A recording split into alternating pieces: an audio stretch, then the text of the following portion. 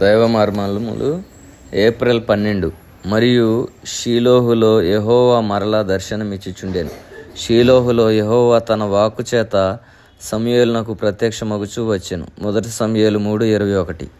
దేవుడు తన మహిమను మన మధ్యకు పంపించవలననియు తన్ను తాను మనకు ప్రత్యక్షపరచుకొనవలననియు మనం కోరినట్లయితే పాటించవలసిన రెండవ నియమం ఇది.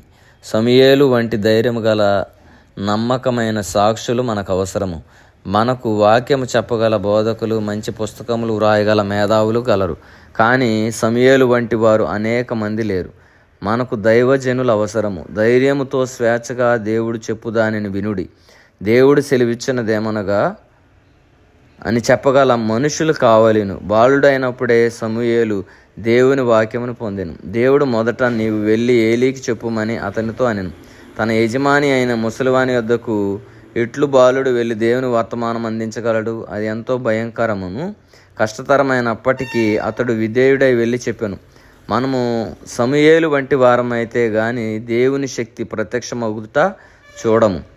ఆయన మనల్ని వాడవచ్చును, అయితే సంపూర్తిగా కాదు. మనల్ని ఆశీర్వదించవచ్చును, కానీ అవి నిండైన ఆశీర్వాదములు కావు. మన మధ్య పనిచేయవచ్చును, కానీ అది లోతైన పని కాదు.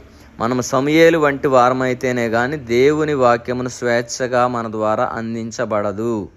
కాబట్టి మనము కూడా, దేవుడు కూడా మనకు కూడా దర్శనం ఇవ్వాలంటే దేవునికి లోబడే వారముగా దేవుని వాక్యం ఏదైతే చెప్తుందో దాని ప్రకారం జీవించగలిగినప్పుడు మాత్రమే దేవుడు మనతో మాట్లాడతాడు. మన ద్వారా అనేకులకు తన సందేశమును ఇప్పించగలడు.